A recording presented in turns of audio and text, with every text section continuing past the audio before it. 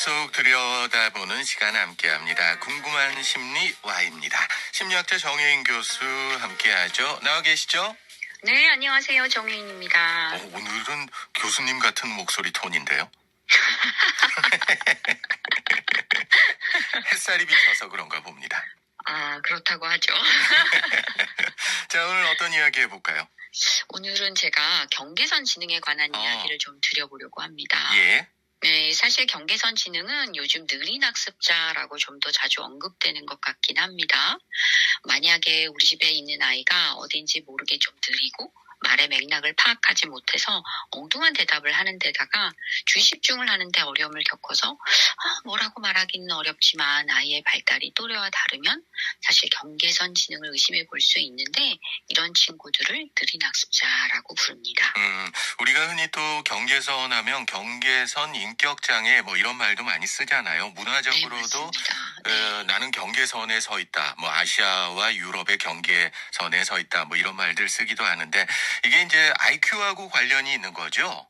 맞습니다. 네. 이게 그러니까 지적 장애하고는 다른 겁니다. 그렇죠? 네, 맞습니다. 이 경계선 지능은 지적 장애는 아니지만 평균보다 인지적인 기능과 사회적인 적응력이 좀 떨어지는 상태를 말합니다. 그래서 경계선 지능은 제가 일전에도 한번 언급드린 것 같긴 하지만 무엇인가, 이 경계선 지능 자체가 무엇인가 보다는 어떤 교육이나 변별이 필요할까가 더 중요하고 또 이제 하반기에 경계선 지능을 가진 성인 학습자들에 대한 지원도 있어서 제가 한 번 더 가져왔습니다. 예, 우리가 이제 IQ하고 관련이 있다는 말씀도 방금 드렸습니다만 요 지능 네. IQ에 대해서 좀 정리 좀 해주실까요? 네, 지능에 대해서 제가 한 번 더 말씀을 드리면 지능의 평균은 100입니다. 100, 그래서 예. 인간의 지능은 100에 근접하고 정규 분포 곡선에서 95%는 70점과 130점 사이에 분포해 있습니다. 그러니까 지능이 70점 아래로 떨어지거나 130을 넘는 사람은 전체 인구의 한 5%에 불과합니다. 예. 그래서 일반적으로 평균 100점, 그러니까 90에서 109점 사이를 일반이나 정상이라고 분류할 수 있는데 경계선 지능은 이 70점을 기점으로 해서 71부터 84 사이에 속하는 것을 말합니다. 그래서 이제 저도 어디서 얼핏 봤었는데 84 이 숫자가 나오더라고요. 경계선 지능장애 이야기하면서. 네. 우리나라의 인구가 얼마 정도 될까요? 사실 이걸 정확하게 산출해내는 건 좀 어려운데요. 그렇겠죠, 작년에 7월 국회 입법조사에서 이 경계선 지능인 현황과 향후 과제에 대한 보고서를 발표를 했었습니다.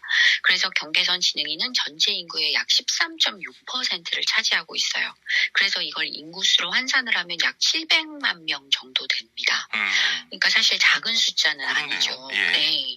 안타까운 것은 이 지적장애도 비장애도 아닌 경계선에 속해 있어서 사각지대에 놓여 있기 때문에 적절한 지원을 받는 것이 좀 어렵다. 이게 좀 안타깝습니다. 그러게 말입니다. 말씀하신 것처럼 교육, 변별 이런 게 필요하다고 하셨는데 학습 능력도 아무래도 떨어질 수 있잖아요. 네, 맞습니다. 거기다가 우리 흔히 문화지체라고 이야기하기도 하잖아요. 그렇죠. 예, 네네네. 이런 문제들이 있을 것 같은데 데이터가 좀 더 있나요?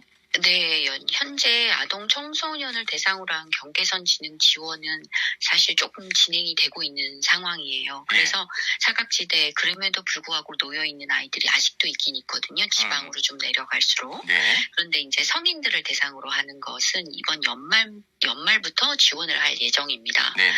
이것을 위해서는 2019년도에 서울시 동부권 MPO 지원센터가 느린 학습자 지원 정책 수립을 위한 기초 연구를 먼저 진행을 했었습니다. 이 설문조사 결과 성인 느린 학습자에게 가장 중요하고 시급하게 필요한 지원 프로그램은 맞춤 직업 훈련이다라고 하는 결과가 나왔고요. 이 같은 연구에서 초중고 교사에게는 느린 학습자 맞춤형 개별화 교육 지원이 필요하다라는 이야기를 했었어요. 그리고 느린 학습자 전문교사 양성도 필요하다라는 거죠. 그러니까 이 장애를 대상으로 한 지적 장애를 대상으로 한 것도 필요하지만 이 느린 학습자 전문교사 양성이 좀 이루어져야 맞춤형 교육이 조금 더 필요하게 되고 그것이 가능하다라는 것입니다. 그럴 것 것 같네요. 저는 이 부분은 전혀 생각을 하지 못했거든요. 전문 교사 네, 네, 부분은 네. 생각을 못했습니다만 오늘 말씀 듣고 보니까 우리나라 전체 인구의 한 13.6% 700만 명.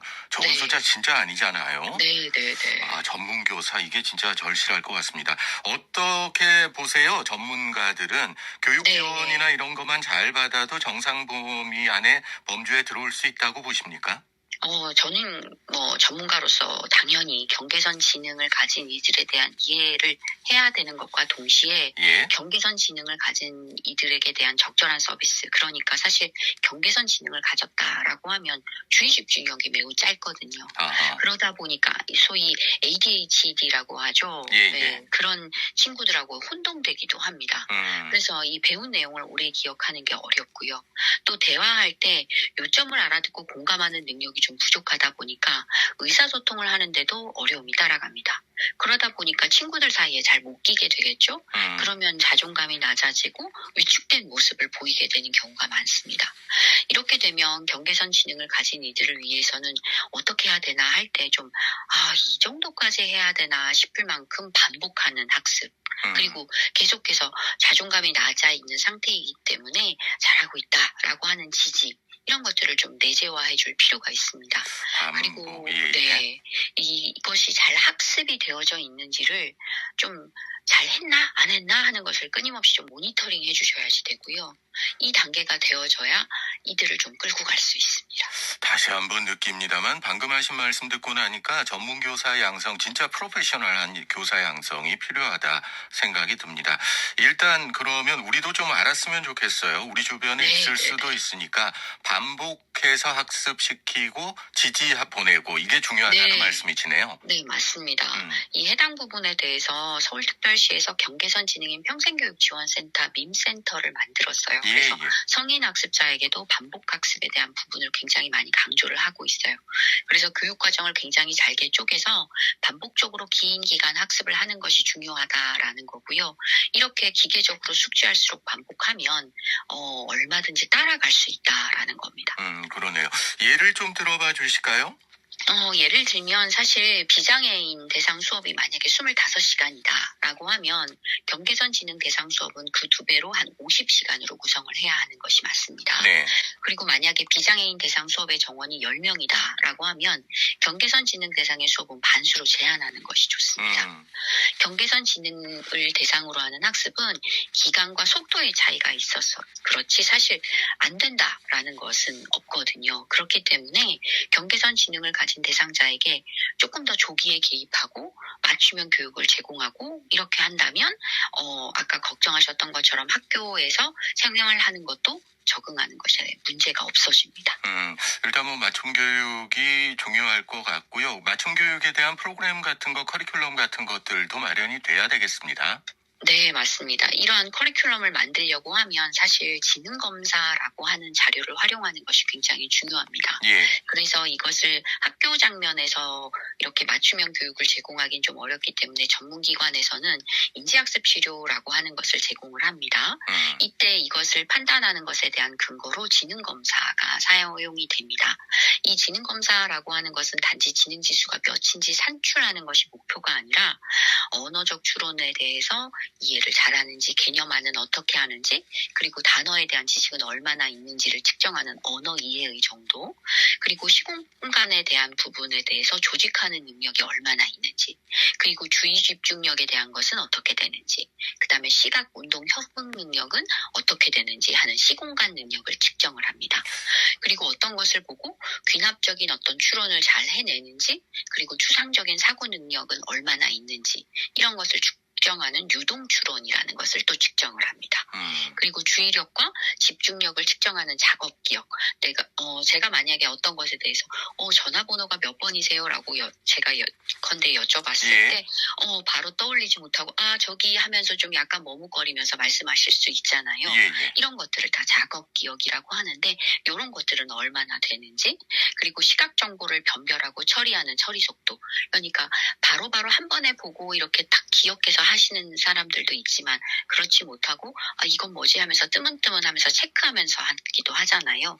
이런 것에 관련된 부분을 처리 속도라고 하거든요. 네네. 이런 전반적 부분적인 것들을 좀 평가를 해서 어떤 부분이 좀 더 많이 떨어지는가를 알면 맞춤형으로 인지학습 치료를 제공할 수 있고 또 이것을 학습 장면에도 활용할 수 있습니다. 예, 말씀 듣고 보니까 두 가지 의문점이 제가 지금 들어요. 네네. 한 가지는 오늘도 예를 들어 주신 게 이제 서울의 경우를 예로 많이 들어주셨단 말이에요. 네네네. 지역은 아무래도 좀 열악할 것 같은데 어떻게 보십니까? 네, 열악한 점이 있는데요. 예. 이걸 교과부 지원이기 때문에 네. 지역 평준화에 해서 아마 전국적으로 이 전국망이 점점점 저는 확산이 되어져 있고 이 서비스도 지금 현재 그렇게 되어가고 있는 추세입니다. 예. 근데 이제 성인 학습자 대상은 서울시가 지금 처음으로 하고 있는 거고요. 이것도 지자체에서 전국망으로 좀 이렇게 확산이 되어지면 필요하다, 진짜 꼭 되어져야 된다라는 생각이 듭니다. 그리고 또 한 가지 이게 저는 네네. 제일 그 의문이라든가 궁금한 그 네네네네. 생각인데요. 경계선 지능 또는 다른 말로 이걸 이제 느린 학습자 이렇게 부르지 네네네네. 않습니까? 이게 네네. 또 다른 낙인이 되지 않을까 하는 생각이 들거든요. 어떻게 보십니까? 근데 제가 그럼 이렇게 좀 말씀드리고 싶거든요. 구데기 무서워서 장을 못 담그면 어떻게 하나라는 예. 거죠. 네. 낙인이 무서워서 이런 어떤 특수한 좀 더 특별한 맞춤형 교육을 제공받지 못한다면 영원히 느린 학습자로 남을 수밖에 없습니다. 예. 그렇기 때문에 이 부분에 대해서는 조금 더 용기가 필요하고요. 이런 지원을 받을 수 있는 것에 좀 손을 뻗쳐야 합니다. 좀 전에 말씀 주셨던 그 부분으로 인해서 서울시에서 좋은 교육을 제공하고 있음에도 불구하고 부모들 중에는 우리 아이 그런 거 안 보내겠다 하는 그러니까요. 부모들도 예. 있거든요. 네, 그런 부분들은 조금 한 번 더 경각심을 가지셨으면 좋겠고요. 제가 오늘 이 이야기 가져온 것도 네. 이 교육에 대해서 한 번 더 생각해봐라 라는 거고 느리지만 안 되지 않는다. 그러니까 필요하다라는 말씀 드리고 싶어서였습니다. 그러게요. 그러니까 우리가 어떤 걸 두고 항상 높고 낮음 아니면 맞고 틀리고 이런 식으로 생각하니까 그 제가 말씀드린 것처럼 그런 낙인을 우려하게 되는 것 같아요. 다르다는 걸 인정하면은 그냥 아무것도 아닌 거잖아요. 그죠? 네, 맞습니다. 그렇게 네. 생각하시는 게 좋을. 오늘 결론 제가 내려버렸네. 알겠습니다. 오늘 의미 있는 이야기였던 것 같습니다. 오늘 궁금한 심리 Y 심리학자 정혜인 교수와 함께했습니다. 오늘 감사합니다. 감사합니다.